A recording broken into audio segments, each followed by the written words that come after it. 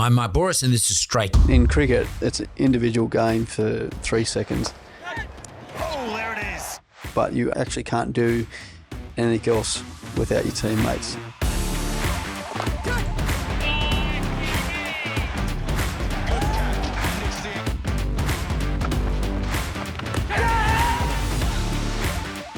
It's well documented you're a pretty nervous sort of guy when it comes to going over to represent your country. I only get nervous because I care. I care about my teammates, I care about my performance, and I love winning. I'll be honest, I've been in tears, I've been upset, I've been hurting.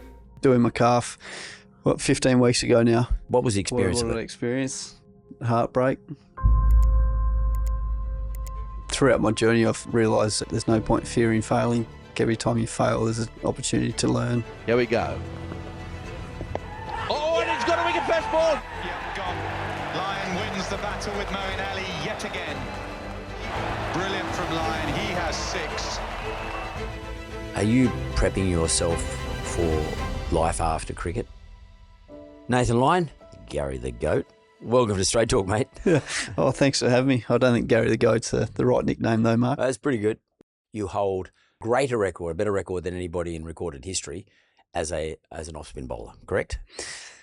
Yeah, correct. So for Australia. It doesn't matter. In Australia, we don't care about the rest of the world. We're only just what goes on here. So you are Gary the Goat here. And I'd say your teammates probably call you Gary. Do they call you Gary? Yeah. It's not just my teammates. I think I've got 2 older daughters, and when they want something, they call me Gary as well. So They worked it out. yeah, they've worked it out quite quickly. The best example of when someone is really good at what they do, at their profession, their peers anoint them Gary the Goat. So that's good enough for me. You grew up in Young?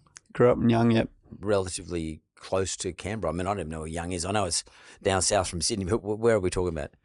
So it's about 4 hours southwest of Sydney, hour and a half to Canberra.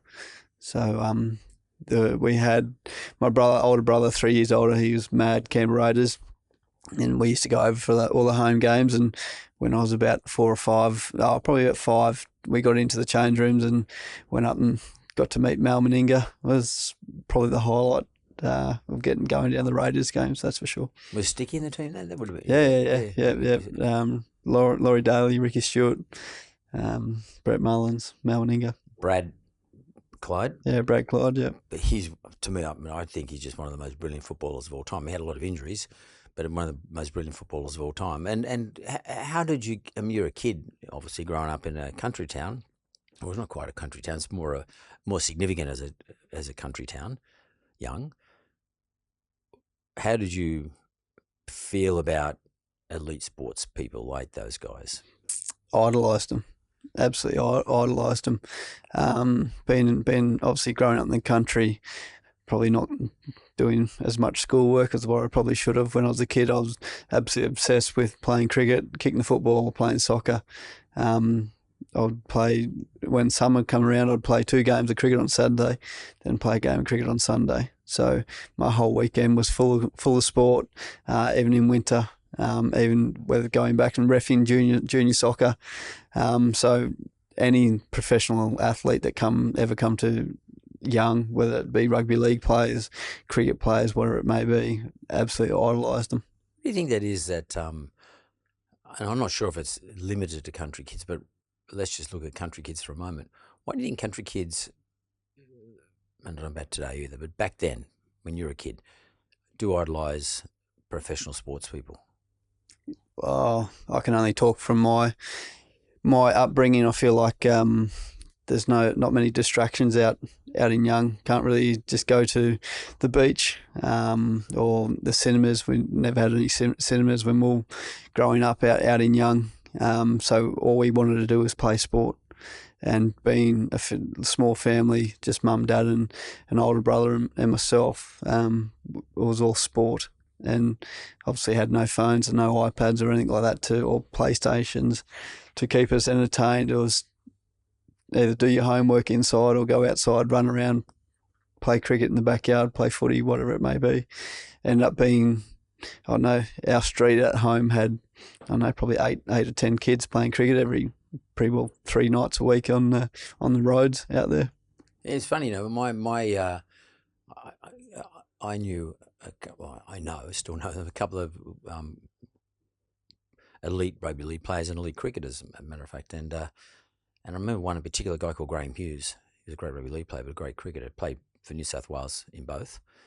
And one of the things I remember about him, and I wanted to know if this sort of happened in your life, one of the things I remember about Graham is that his dad was always bowling a ball to him at the house. And Graham would be in the garage, and the dad would bowl it along the driveway up to Graham, and he used to give Graham a cricket stump as a bat.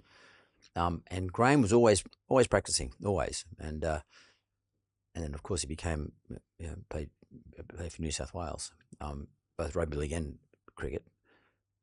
Is that a sort of life? I didn't think he was. I never took the view his dad was pushy, but his dad got involved, like really got involved. Is that a thing for elite cricketers, for example, in your case? Did your dad really contribute a lot to you playing, as well as playing with your mates out in the street? Not just my dad. My dad's the oldest of 9. Wow. So we've got a few uncles and aunties who at Christmas time, when I was a kid growing up, I was always outside playing. And Dad was very willing to come down to the nets and even in the backyard teach Brendan and myself how to go about it. But probably one big person who flies under the radar throughout my whole career has probably been my grandmother. She's the one who taught us how to catch. Really? She passed away about 7 years ago now, but she played tennis up to when she was 80. And even when we were picking up, she picked us up from school every day throughout my whole schooling career, bar a couple of days where Mum wasn't working, and should get the tennis racket out the backyard and it'd be high catches, low catches to the left, to the right. So I have to give it to my grandmother. She taught me how to catch. That's pretty cool. Oh, it's amazing. I wouldn't change it now.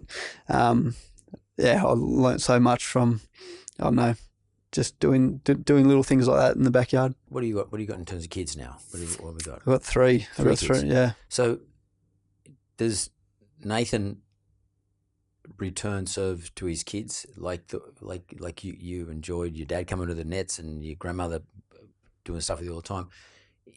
Or you've had so much sport, and particularly cricket, in your life that you go, wow, I don't really want my kids to become a sports person. I mean, or is it a function of, do the kids want to do it? No, I'm very much get out the backyard or down to the dog park or wherever we can, and they're all about trying to catch balls. They see Dad catch balls all the time, especially my older two. My middle one is wanting to started playing cricket, so she's into her first season of cricket down. Two of them live down in Canberra, and so she's absolutely obsessed with that. But me as a dad, it's about doing exactly what my dad did: was be out the backyard. Firstly, get off iPads, get out off that, and we're going out and we're doing exercise and we're having fun. We're running around, having running races, doing catches, hand-eye coordination. It's well documented you're a pretty nervous sort of guy when it comes to going out to represent your country. By the way, I would be too. I don't think it's something I'm not undermining it. Do you think though that sort of level of practice helps you mentally cope with things? You can go back and say, I've got this. Everyone gets nervous, but the way you manage it or mediate it. Now, I've done this all my life. I know what I'm doing. I know how to catch a ball.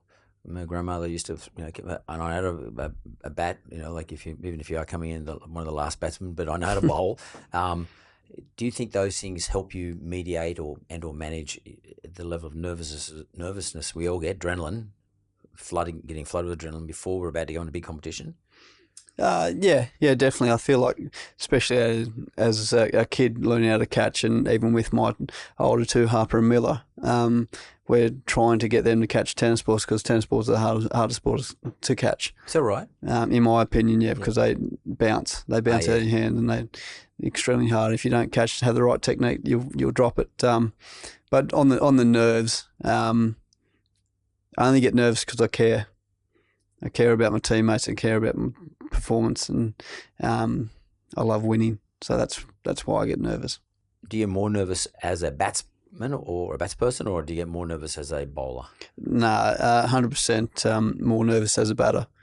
You look at the first Ashes test at Edgbaston, we were chasing 270, and I walked out the bat with 55 runs to get. And before Alex Carey got dismissed, I said to Josh Hazelwood, I said, "Are you nervous, or is it just me?" Because Josh is just a country kid, just laid back, and he goes, "Oh, well, no, well, not expected to do it with the bat, but I know I care about the team so much." I'm like, "Nah, I'm nervous because you've got all the Australian public, all the Australian fans who have travelled over the Edgbaston, a pretty hostile crowd, and they want you to go out there and win this game of cricket." So I get nervous because I care, and I care so much about my teammates firstly, but the team performance and winning, because I've been given the honour of leading the team song from Mike Hussey back in 2012, and that's the best thing in my career. I honestly believe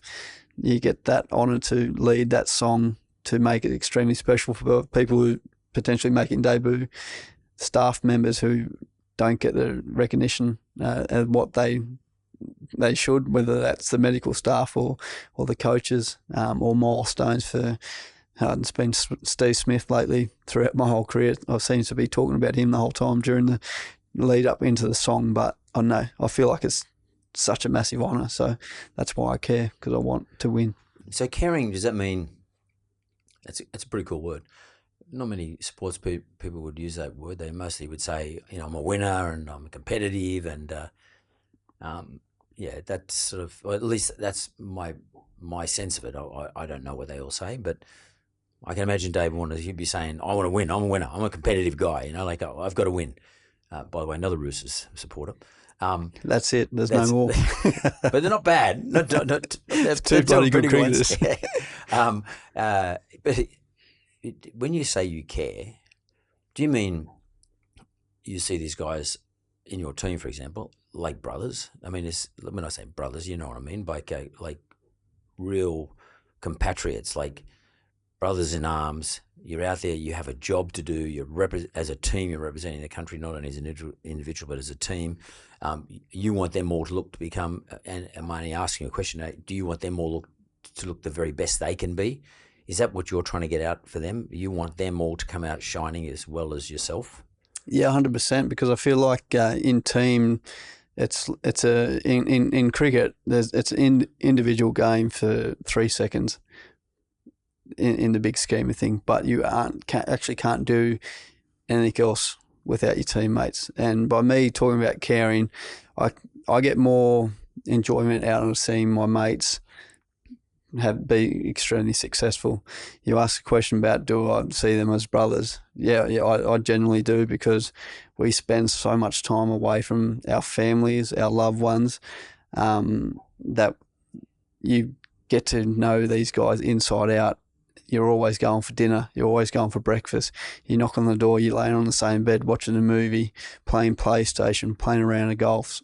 Like, we're together all the time. So, yeah, I generally do see the guys as your brothers. I know it's pretty cliche, and you hear a lot of sports people say that, but I get so much more enjoyment seeing Mitch Starc come in and take 5 for all, bowl Rory Burns first ball of the Ashes, and seeing that enjoyment and that they go through. But I know I also can't win without those guys.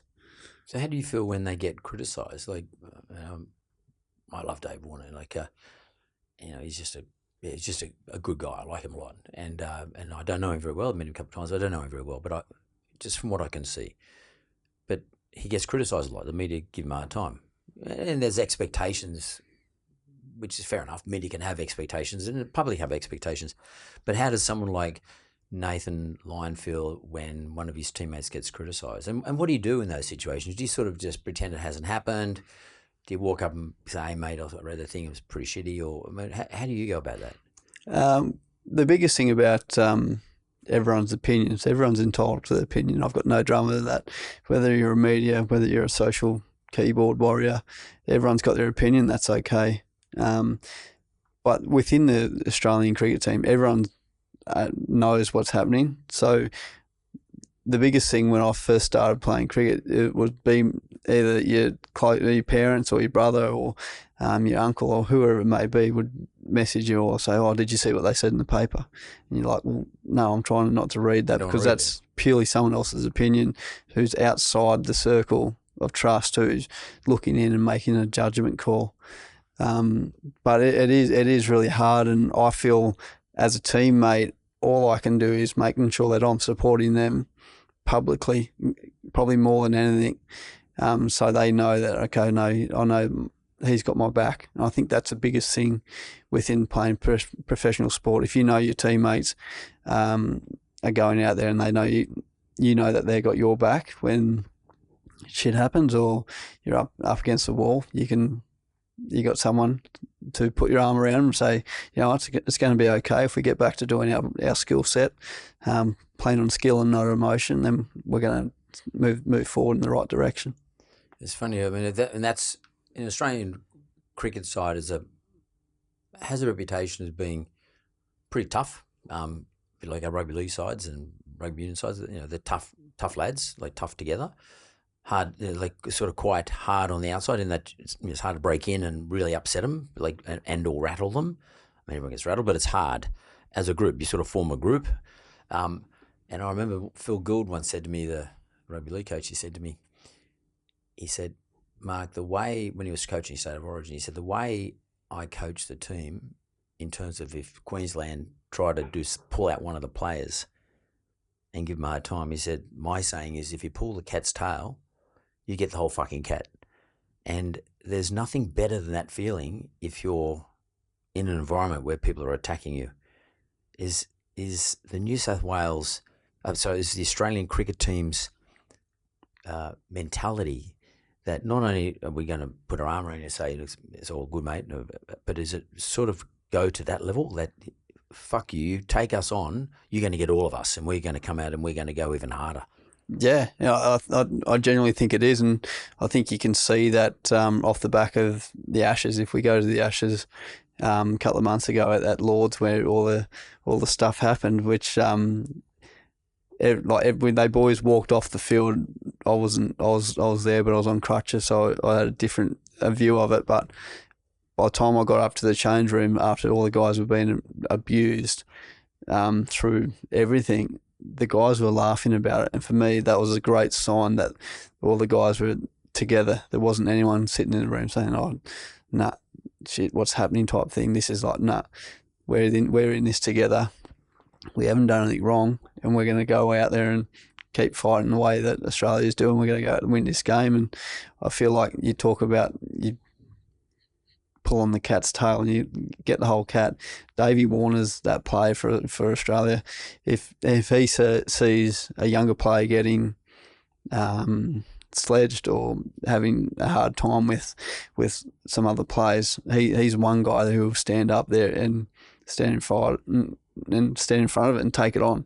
And that I've played with David for the last 13 years, and it's been incredible. I think he's the most generous guy I've ever met, but he's been absolutely incredible, and Australia's going to miss him when he retires, that's for sure. Generous in terms of his spirit, you mean, or and emotions? How do you Everything.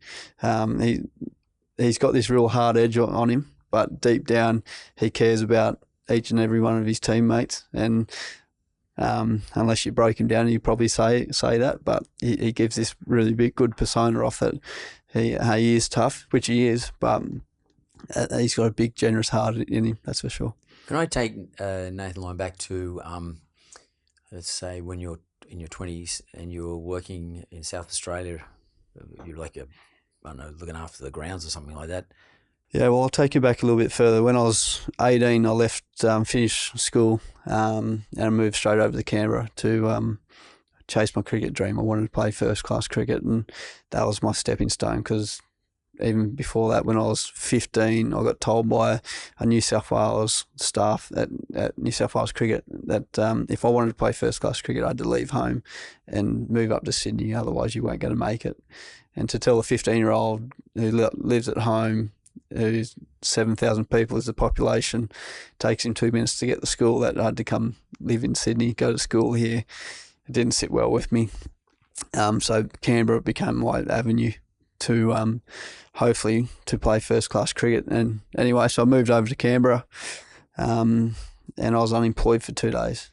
And I had a phone call from Andrew Dawson, my ACT cricket coach at the time there, and he said, there's an apprenticeship at Manuka Oval.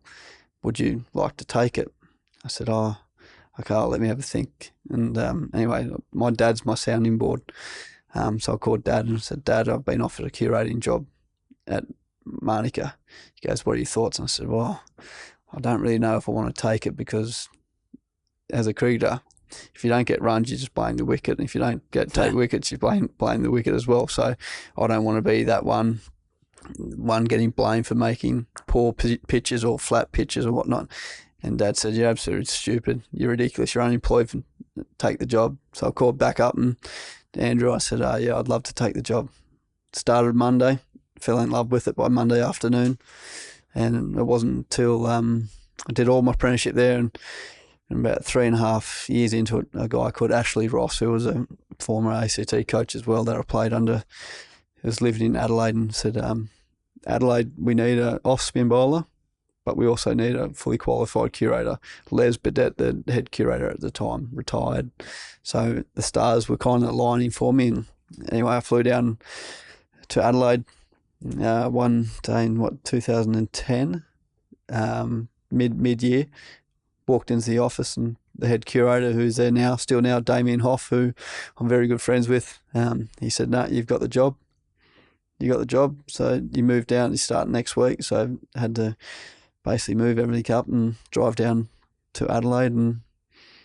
And yeah, Mark Sorrell at the time was the head coach, and Damien Hoff, the head curator, went up to him and said, look, I don't want another cricketer. I want someone who's going to be committed to work and want to work Saturdays, take a lot of pride in their work, and really I want this to work for long term. And Mark Sorrell said, yep, I've seen him play, yep, he'll come bowl at lunchtime and he'll try his hardest, but no, he'll be a curator, don't worry about that. So thankfully, sorry Mark, but thankfully he got sacked. So I only worked for Adelaide for 3.5 months before I got my first state call up into the Big Bash. What was it like being down there watching blokes that you looked up to in Adelaide? I thought it was incredible. That was my first ever Test match. So the 2010 Ashes Test match against England down at Adelaide Oval. You is it that match your first ball? You got a wicket? No. I was working still. I was still working. Still working, and I was amazed by. That was my first ever Test match I've been live. Never, as a kid, never went to any Test match live. Oh, you went to? You mean you attended a Test match? Yeah, just viewing, just sitting on the roller, watching the guys play on the ground that you help create. And the way I look at greenkeeping curating, it's a form of art in my eyes. You got to take a lot of pride in it, in performing, making sure that the facilities are up to scratch. You nearly reach out and touch them. Oh, yeah. Well, I had Kevin Peterson actually sledge me when I was running the covers on, because he thought we were trying to delay the game, but as curators, all we wanted to do, make sure that wicket didn't get wet and that we're doing our job.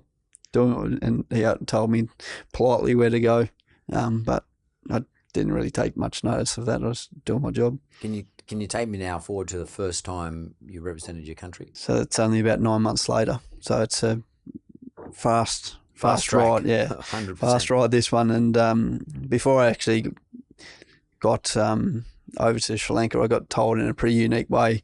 Had my coach at the time, Darren Berry, called me at 11 o'clock on a Saturday night. And I'm like, what's wrong? Like, I didn't answer it because I was in bed, and I was like, so then I was up for the next hour going, have I done something wrong on Twitter or Instagram? Why did my coach call me at 11 o'clock? And then the voice message just said, can you call me ASAP when you wake up? So I called him at 7:30. He goes, right, can I meet you at the local cafe at 8 o'clock in the morning in Adelaide? I said, yeah, okay, is everything okay? And I could just see you there. So I got down there, and he goes, I just wanted to be the first one to tell you you're going to be picked in the Test team. And I said, bullshit, Chuck. There's no way this is happening. I'm looking for candid cameras around, making sure that someone's not trying to take the piss. And he goes, no, I just want to be the one to tell you. It's getting named tomorrow, and you're going over to Sri Lanka. But then he goes, for the next 24 hours, you can't tell anyone because you can't get it out in the media that you're getting picked. because it's going to be a big story. So I couldn't believe. Firstly, he told me I was going to be on my first Australian tour, but then he told me I couldn't tell anyone. So ring your dad? Yeah, so I ended up ringing Dad, and Dad's words were, let's just don't get too excited. Nothing's happened yet. So and then hung up. But then that all happened. Then I got a text message from Michael Clark saying, "G'day, youngster. Nice to meet you, and looking forward to having you over in Sri Lanka." And it's like, okay, this is getting real now. And then suddenly a big kit bag with all my clothes turned up, and wow. So then I just sat on the lounge in basically all my playing whites, just dreaming about it. But then, jumped on a plane and went to Sri Lanka, which was pretty amazing. Then received my baggy green off Greg Chappell. Help me out. Was that played in Gaul or Gaul? It was played in Gaul. Yeah, so in 2011. Great little town or city or whatever you call it, down from Colombo. It's a bit of not that easy to get to in terms of transport. Must have been a bit of an eye-opener for you to sort of arrive in a place like Sri Lanka. Like it's one thing to play cricket there against Sri Lankan, I get that bit, but the place itself, you're a country kid, you probably hadn't travelled a lot at that stage. No, that was my third trip overseas. And that would have been a bit of an eye-opener for you, going from Colombo, or just being in Colombo for a second when you first land. I don't know if you stayed overnight, but then you would have had to go down to Gaul, and that's a bit of a mission in terms of travelling. Was that in any way overwhelming to you? Yeah, bloody oath. I can imagine it would, because I've done it myself, and it was a bit overwhelming for me, and I was a lot older than you were when you went there. This is a country kid, and I was 23 at the time. I remember flying in and just the amount of tuk-tuks everywhere, amount of people on the roads. Literally it takes, where I grew up, it took me 5 minutes to get around across the town, at one edge to the other edge, and now I'm driving around in the middle of Colombo and then down to Gaul, which with the amazing fort there, and I know I've still got to pinch myself to think about the journey that I've been fortunate enough to be on. That's for sure. Do you remember your first ball? I'll never forget that. Never forget that. So Greg Chappell presented me my hat, and I thought that was the best thing that's ever happened. As a kid, with my brother, my uncles, dad, we all dreamt of playing cricket for Australia. So I remember getting my baggy green and off Greg Chappell, and then sitting on the bus on the way home, and I just sent a message to my family saying finally got our baggy green, and that's been the message throughout the whole family, I guess. So I'll never forget that. But then we batted all day one. Then I remember going up to day two and Michael Clark coming up to me at the drink saying, "Right, youngster, you ready to go?" And a few deep breaths. The Ricky Ponty come over and just told me to back my skill, tapped me on the backside. Then Mike Hussey just come up and said, "Mate, you just got to smile." I said, "What do you mean? I'm shit nervous. What do you mean smile?" And he goes, "As soon as you smile, you'll go back to what you know best." And to stand at the top of my mark, look around and look who I'm playing with, it's pretty amazing. But then to bowl a ball and be fortunate enough to dismiss one of the all-time great batters in Kumar Sangakkara, it's getting goosebumps now talking about it. It's pretty amazing. Was it televised? Yeah. So your family would have been watching it, no doubt. Yeah. So mum and dad were still out and young, and I remember calling Dad the day before, and I said, "Dad, I'm going to play. I'm playing tomorrow. I'm not just picked in the group, but I'm now playing." Yeah. And Dad was working out the back of Temora, which is about 30 minutes west of Young. And I said, "Dad, I'm playing." And Dad's simple words were, "Oh, that's good. At least you'll play one game," and hung up. So I've since found out that he was too emotional to talk about it. Yeah. And he didn't want to show that he was getting emotional to me. But then Mum and Dad made the journey over to the second test. So, oh, really? Yeah, to Candy. So but in that game, you not only took your first ball a wicket, but what happened in terms of the record, or not the record, but how well did you bowl for the whole game? Took my first ever fifer. which was pretty amazing. And we went on to win that game. And I remember Mike Hussey leading the team song up at the fort, on top of the fort. So we jumped in the bus and all having a few beers, and I've never witnessed anything like it before. And I'll never forget that moment of singing the first team song on top of the fort. It was extremely special. Arm in arm with Ricky Ponting and Michael Clark and Shane Watson and Brad Haddon, Mitchell Johnson, Ryan Harris, Phil Hughes, Usman Khawaja, and having Mike Hussey in the middle was pretty special. So would you and Khawaja, you've probably been around about the same length of time, have you? He might have started a bit earlier than you. Uzi debuted the test before me. Right. So sort of around about the same time. You're both sort of long-termers. Yeah. So I want to just fast forward a little bit, because I know that, well, I don't know, but I want to ask you about preparation as an individual. I know you've now got this new business, whether it's a business or not, but it's definitely a platform. It's called Goated, Goatd, and you're showcasing lots of different sports people on there, and where people can sort of go in there and interact. Fans can go in there and interact with those individuals. And I know I've been looking at your Instagram, and a couple of things I see you talk about is get an inside look about how people prepare for games, in your case career, but in their case it could be football or rugby league, whatever it is. I want to ask you a question about preparation, because it's one thing to say, I went in my first ball and I bowled the bloke out and etc. But obviously there's a lot more to it. It's all the preparation that goes into it. How does Nathan Lyon, or how do you view preparation for a start? And I mean, it's not like Shane Warne be walking around with ciggies hanging out and whatever. He always come across to me as someone who didn't really prepare that well, but just supernatural. He could just do whatever he wanted. But how does Nathan Lyon approach this preparation? It's a good question.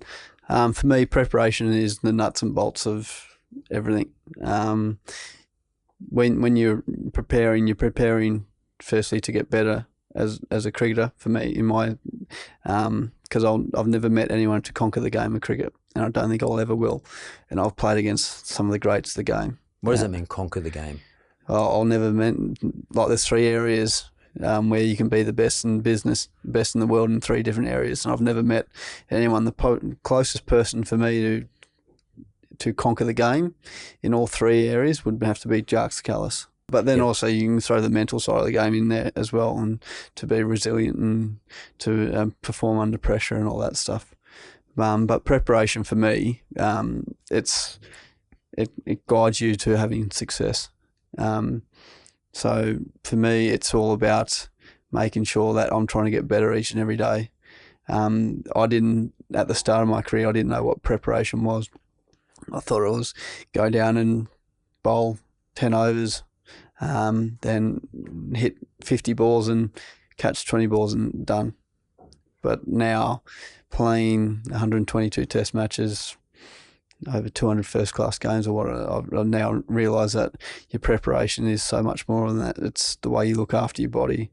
It's the fitness, the mental strength that you focus on, the planning that you go into. The skills speak for our own. You're always looking to try and get better with your skill set. So, I feel like preparation is absolutely the nuts and bolts, and it provides you to have that success. And when you have that success, you shouldn't be surprised by it if you know you've done the work in the training, your preparation and everything else. At what point did you realise that no, from now on, it has to be the natural talent plus preparation, in other words, training, and not only just training, but how I treat myself, how I eat, nutrition, sleep, what my social environment's like? I think there's a part of growth that goes into that, but one moment that just really stands out on top of my head would be we were in Trinidad and Tobago, and I would have been about 10 test matches in, and Justin Langer was the assistant coach at the time. He was the batting coach, and he sent me a message and said, "Gaz, can you just come to my room? I've got something for you." So I went and sat on his edge of his bed and sat there, and he's just like, "Right, okay, you've played 10 test matches now. Now we're expecting you to win games of cricket." win for Australia. Yeah, win games of cricket for Australia. So that was a bit of a smack in the face to say, right, okay, wake up here, like this is the real business, and this is now up to you to go and become great, and don't be afraid of becoming great. So that was one big moment where I was, okay, yep. So how do I do that? So then I watched Ricky Ponting, I watched Mike Hussey, I watched Michael Clark, watched Brad Haddon, how they prepare, what are they doing different, what are they doing that I'm not doing. And I'm a massive believer that your colleagues, whether it's in the workforce or the guys you play professional sport with, they're your best coaches. They're the best people to learn off. They're the best ones to ask questions off. And for the next, I know a little bit, I'd probably annoyed the Christ out of Ricky Ponting and Mike Hussey, especially those two. But I feel like those two individuals were the greats of the game in international cricket, just not Australian cricket, and allowed me to learn so much, and allowed me to hopefully follow in their footsteps to hopefully one day become great. Was it like business-like? Like, did you write stuff down? Did you then practice things and put it into some sort of program? No, I can't sit here and especially talk to you about business. But you're in the business of cricket. Yeah, in the business of cricket. But no, I definitely didn't think it was a business mindset. For me, it was about just a professional sportsman. Like, okay, these guys have fun after each test, but what they're doing before the test and the night of the games, the morning of the games, whatever it is, what are they doing different to everyone else in the world? So that's the way I learned. And it probably took me a good 4 to 5, probably 6 years to really find out what my routine looks like. And it wasn't until I moved to Sydney from Adelaide in 2013 that I got working with Tom Carter, who is my personal trainer, who I do a lot of work with away from behind closed doors, I guess, and out of the eye of Cricket Australia and Cricket New South Wales, and understanding that there's a lot of hard work that goes into it, and you look at the way Ponting and Hussey went about it, and that's one big thing I took from it, if that makes sense. Yeah, it makes sense to me. So you sort of, I guess, you retained an expert in sports training or specific sports training for your sport. And that means like certain gym sessions, certain maybe running. I don't know what you did, or some sort of. Well, it's all on Goated, so you can jump on and have a look. I'll go and have a look. Was there science around it? Like, would this guy have studied, the science of being able to be strong around the hips, if that's what you need to be in terms of being a spin bowler? Yeah. So Tom's background, he's currently the head of rugby sevens in the fitness stuff. He played rugby union for, I think, around 15 years professionally for New South Wales Waratahs. He's done a number of degrees. I'm not going to try and rattle them off and do him disjustice. But so I moved to Sydney, sat down off the back of advice from Brad Haddon to really meet with Tom. He's actually from Young as well. He's 5 years older than me, so I didn't come across him when I was down there. But so I sat down with Tom, and he said, right, what do you want to do? And I said, right, look, I want to get fit. I want to be explosive in the field. I want to be really springy and really strong at the crease. They're the three things for me. He goes, right, okay, we need to do core strength, hip mobility, and leg strength. So they're the big things that I concentrate. Even today, I'll go home this afternoon. Already done a gym session this morning with New South Wales, and I'll do another PT at my home here in Sydney. And with Tom, will come over and I'll do a lot of training with him this afternoon. We'll do it again tomorrow. Do it probably around five days out of a week when we're both in the same team, same country, or same city. And if not, we Zoom now that the world's evolving and online. Your access to it is it's right there at your fingertips. So constant working behind the scenes. Can I ask you what you mean by strong at the crease? Something obviously is related to batting, but like Strong of the crease means what? I mean, what do you? It's just in my action. So you mean as you hit the ball, or as you when stand? When I'm bowling. Oh, this is for bowling. Yeah. So this is when you're coming towards. Yeah. So when I hit the crease and I'm strong at the crease, it allows me to put more revs on the ball to hopefully get more spin on the ball. And is that in your feet? Are you talking about? Is this starts about at your feet? Yeah. It starts in your feet. In my opinion, yeah. Yeah. So and when you say springy in terms of when you're batting or when you're fielding? In the field, being able to move laterally and at speed. Yeah, and hopefully your calf stays together. Yeah. Or sometimes they don't. Yeah. Sometimes they explode. Yeah, but so it was about springy being explosive as well, and being the difference in the field, and fielding off my own bowling is a big key for me. So, and as you've gotten older, do you feel as though you have to spend more time on that prep stuff? That because when you're younger, you sort of can rely on everything being okay. Usually, most things work for you. But as you get older, sometimes, things don't respond the way you want to respond. Yeah, definitely. And I'm learning that now. Well, you did learn it this year, that's for sure. Yeah, and doing my calf, 15 weeks ago now. It's been my first injury first ever injury in 13 years. So I've been very, very lucky, very fortunate, and extremely grateful for that. And I think a lot of that has to do with the work that I've done with Tom, making me quite resilient, and I think being a country kid also does that as well. How do you mean? As being a country kid, how does that sort of make you a bit more resilient, or at least not as vulnerable? Well, I feel like in different ways.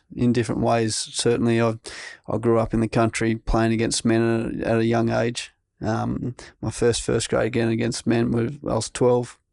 Wow! So I was 12 playing against men, and I remember Mum saying to Dad, "Oh, they've got to slow down for him. And Dad just turned around and said, "If he wants to play, he's got to play. They're not going to take it easy on him." So I feel like that's part of my resilience. But also, I don't know, working at Manuka Oval, lifting mowers onto the back of the trucks and doing all that stuff, that I don't know, probably helped with a little bit of resilience in strength-wise as well. But I don't know, I'm very grateful for the journey that I've been on with it all. So all in all, pretty happy. Do you think country kids, generally speaking, are fairly resilient? Yeah, I do, honestly do. And especially when I was growing up, like, as I said before, we didn't have any of those distractions. But I was also going to work with Dad, worked with the Department of Agriculture, and I was either on the back of a tractor or walking by the side of a header getting off wheat bags at the ages of 15 and above. So, like, I feel like the work ethic coming from a country kid definitely provided me that. But also, when I first started work, I was on $5.35 an hour.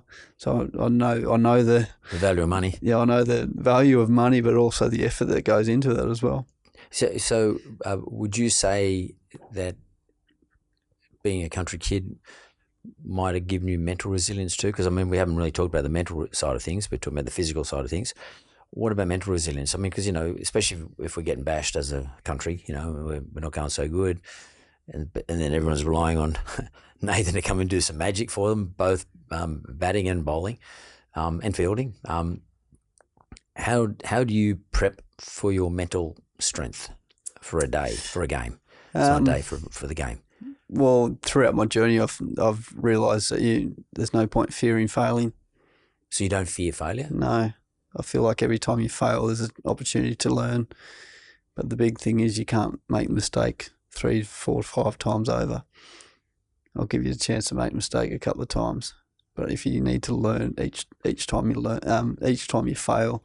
So no, I don't fear failing. So when you're bowling against, let's call it a famous batsman, what's the mental game like? I mean, is it just your skill against his skill, or is it the mental game as well? No, there's a mental game. Cricket, in my eyes, is a problem-solving game. I stand at the top of my mark, and I look at you bowling to you, and you're creating a problem for me. So I need to solve that problem quicker than what you're trying to solve my problem. So if I can solve that problem and remove you, then I can move on to the like a checkers board, I guess. Yeah, but do you actually do you think about the night before, for example? Do you go and do video sessions who the batsman might be? Yeah, there's plenty of planning going on, and we're very lucky with the level of cricket that I've been fortunate enough to play. We've got all the tools at our fingertips, and we've got analysts giving us tips and whatnot. But at the end of the day, it comes down for you to sit down and have conversations with your coaches, with your captains, and making sure that we're very well planned when we come out there. We know what we're doing, and that we can try and solve that problem quicker than before. So, are you getting? Do you guys get instructions from your coach or coaching group during the game, and they're saying, "Look, we're noticing this about where the dude's standing. Maybe you can put the ball a little bit wider or whatever. Look, deliver it a bit quicker, whatever the case may be." Yeah, there's opportunities for those discussions. Or is that done by you? That's done by a few of us. At the end of the day, as a bowler, you're controlling the game, and things don't happen until you want it to happen. If that makes sense, as in, at my pace, I can relate when I'm ready. I release the ball, but there's really conversations. Steve Smith's very good having conversations about tactically on different things. The way he sees the game is probably a lot different to a lot of people, being the quality of cricketer that he is. But yeah, there's opportunities to have those conversations with the coaches as well. I want to talk about your calf. And people can't see this, but he's quite a thick-legged guy. Nathan is. He's built, and he's both calves they look all right to me. But you got big calves. So what happened?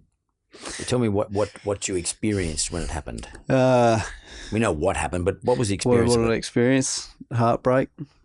But just go right back to when you felt it. What? Yeah, I actually heard it go. So I was fielding at Lords at deep square leg to Cameron Green was bowling to Ben Duckett, and Ben Duckett hit a ball out there, and I thought I'd be able to get there, and I just simply went to take off, and I've the gas drop, the muscle. There's two muscles in the calf. Yep. The gas drop, I basically exploded. Heard it so go. It broke. Yeah, it tore. Burst. Yeah.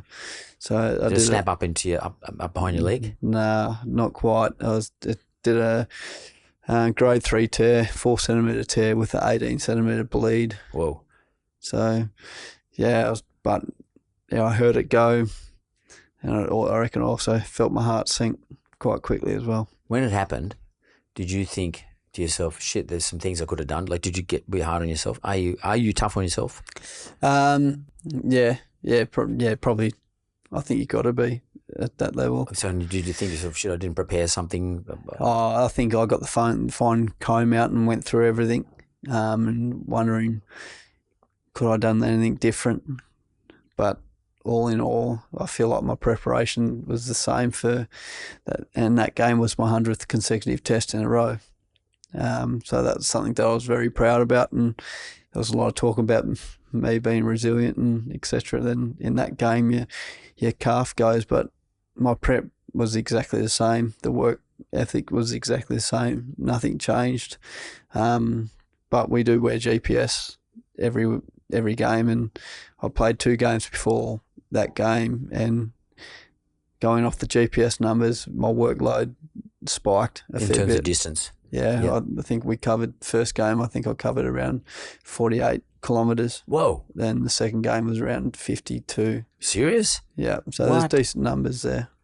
And wow! And so, given what happened, do you now approach your preparation differently?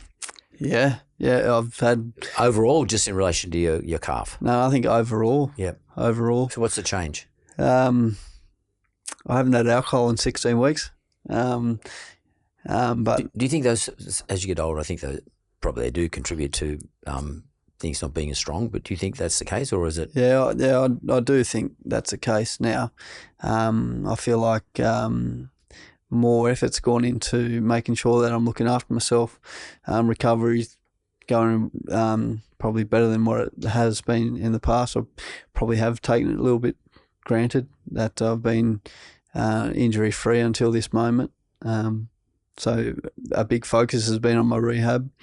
and making sure that my recovery is going well and I'm doing all the right stuff in the gym and trying to get better each and every day and all that stuff. So right now, the calf muscle testing that they do and all the fitness testings, they're stronger than before. So that's a positive thing, because I've said to myself that, and said it to my wife and Tom Carter, my personal trainer, they want to rehab this calf injury like no one's ever rehabbed before. I know that sounds funny, but I'm paranoid about being a recurrence. Do you then become obsessed about it? I think I am. Yeah. I think I'm getting there. Like overdo it, not overdo it, but just train extra, or whatever your exercises are you got to do for the rehab. I don't think I'm getting obsessed with that. I think I'm getting obsessed with ensuring recovery and warm up. I'm now getting to the ground probably about an hour and a half and an hour before anyone else in my last Shield game, and just in making sure that my preparation is on point and I'm not missing anything, not skipping any hurdles or anything like that. Now, can you just clear one thing up now for sure? Nathan Lyon's not retiring with Dave Warner at the end of this year. No, definitely not. And your wife, you've made it clear with your wife that well, she brought it up. I didn't see it. Yeah, I didn't see it until it came back on Channel 7. But yeah, I'm definitely not retiring. You're definitely not retiring. And I in the interest of it, I can't go past this because I do need to talk to you about it.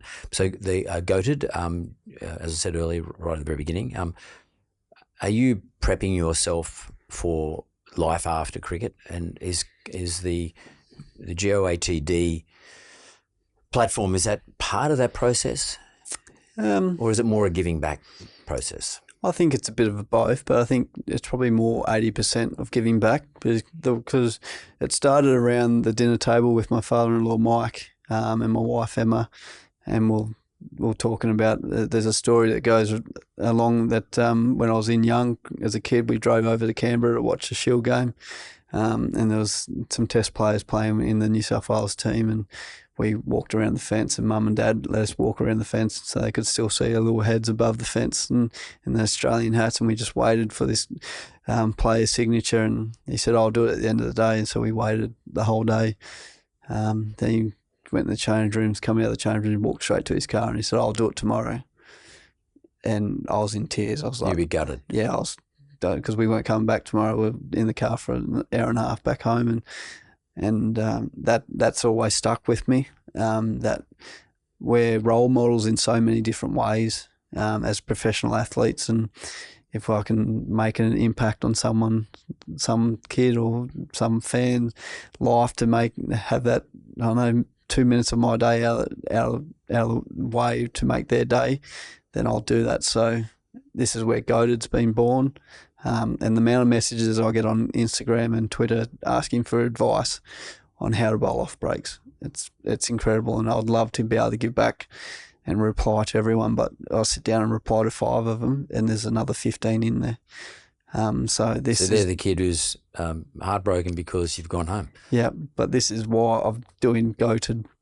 So on Goated is basically my whole preparation, my whole blueprint into the way I believe that I need to go about off-break bowling, and that's giving access to so many fans, kids, to inspire them to go out and chase their dreams. And it's just not cricket either. We've got Kaya Simons on there, who's played 111 games for the Matildas, was a part of that incredible World Cup out here, and unfortunately she did a calf, so we can hear about that. But then we've got James Tedesco coming on board as well, so we're going to get a different insight into so many different athletes, and the platform is simply to give back to the game that's given me so much, and hopefully inspire young boys and girls to, I don't know, build a little community on the Goated platform, and really, I don't know, see where the community can take us. And I'm really passionate about it. I love it. I cop a lot of shit for it, but it doesn't worry me. I'm all in it. I think it's a good idea because there might be 1,000 kids who want advice from you on something, some aspect, but instead of trying to talk to 1,000 kids individually, you talk once, maybe, or do 10 little talks that can be distributed amongst tens of thousands of kids if they want to go onto the platform. That mathematically it makes a lot of sense. Yeah. It's not just paying forward, but it's also being efficient. And the same would go for women's football. and goes for rugby league as well. I mean, I'm sure. Teddy Tedesco is like he was one of the maddest prep guys. I mean, I know from the Roosters setup, but he is really fanatical about how he prepares himself. Particularly trying to keep himself injury free as you get older, as you get on in the game, and you've run so many thousands of kilometres in the game. That makes sense to me. And young people, I think they really appreciate that stuff. So I think the goated idea makes sense. Is it? Can you turn it into because it takes time, and there's going to be people helping you, and you have to pay money. I mean, it costs money to you. I mean, right now you're getting paid from cricket. You probably get paid fairly well, so it's probably not such a big deal. But at some stage, have you thought about how you might turn that into a business? If you don't, in other words, where people have to pay something, a small amount, whatever, just to cover the costs of running this. So it's pretty idealistic, running this idealistic program. Yeah. So at the moment, it's I've got 230, 240 minutes of footage filmed. So sitting down with a sports psych, batting, bowling coaches, fitness coaches, and even sitting down with a former teammate as well just to talk. And it's only $23.95, I think it is, and so it's 10 cents a minute. But like for me, it's at the moment, I'd love to turn it into a big business and really get a lot of athletes who want to give back to the game. But the key is that the athletes want to give back. Like, there's no point coming on if you don't want to give back and inspire young boys and girls to play their game and chase their dreams. So, yeah, I'd ideally love to turn it into a big business. But for me, it's about right now, it's giving back. I was only in Melbourne yesterday, and we've given out 200 passes to school kids so they can go out there. And next week, I'm giving out 270 more to rural New South Wales. What, to come to clinics or passes to go onto the website? Onto the goated website. So is it app based or is it website? It's website at this stage. And you just jump on, whack your email in, and the way you go, there's 33 minutes, but then you can buy the season 1 pass, and it's $23. I think it is, but like I'm here to give back and inspire young boys, and I'm so passionate about it. It's I just want to make kids realise that their dream is reachable, because my story. It's my journey. It hasn't been the normal way that you go.